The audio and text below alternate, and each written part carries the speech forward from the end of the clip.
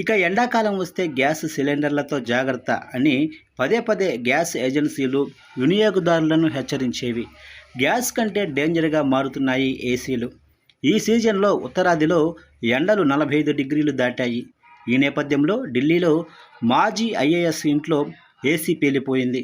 ఈ ఘటనలో ఆయన మృతి చెందిన ఘటన తీవ్ర కలకలం రేపింది. అసలేం జరిగింది? ఇంకాస్త లోతులోకి వెళ్తే దక్షిణ ఢిల్లీలోనే హౌజ్ ఖాస్ ప్రాంతంలోనే నివాసం ఉంటున్నారు మాజీ ఐఏఎస్ అధికారి ధనేంద్ర కుమార్ ఫ్యామిలీ. ఆయన వయసు 80 ఏళ్ళు.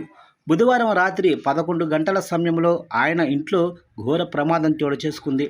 ఇంట్లోనే ఏసీ ఇండోర్ యూనిట్ ఒక్కసారిగా పేలిపోయింది. దీంతో భారీ ఎత్తున మంటలు చెలరేగాయి.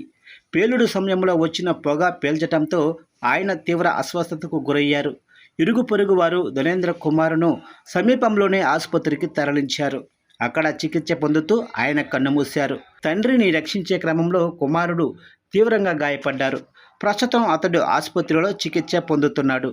ఇక ప్రమాద సమయంలో ఇంట్లో 5గురు సభ్యులు ఉన్నట్లు తెలుస్తుంది. వెంటనే అలర్ట్ అయిన స్థానికులు, పోలీసులు వారిని బయటకు తీసుకొచ్చారు. అస్వస్థతకు గురైన ధనేంద్ర కుమార్ను ఎయిమ్స్ ట్రామా సెంటర్కు తరలించారు. అయినప్పటికీ ఫలితం లేకుండా పోయింది. ఏసీ పేలుడు వల్లే మంటలు వ్యాపించాయని పోలీసుల ప్రాథమిక దర్యాప్తులో తేలింది. ఇందులో అనుమానాస్పద కోణం లేదని నిర్ధారించారు. ఏసీ పేలిన వెంటనే ఫైర్ సిబ్బంది అక్కడికి చేరుకొని మంటలను అదుపులోకి తెచ్చారు. 1968 బ్యాచ్ హర్యానా క్యాడర్ ఐఏఎస్ అధికారి ధనేంద్ర కుమార్. దేశంలోనే వివిధ రంగాల్లో ఆయన సేవలందించారు. రక్షణ, రోడ్డు రవాణా, సాంస్కృతిక శాఖల్లో కార్యదర్శిగా, ప్రపంచ బ్యాంకుల్లో భారత ప్రతినిధిగా బాధ్యతలు నిర్వహించారు.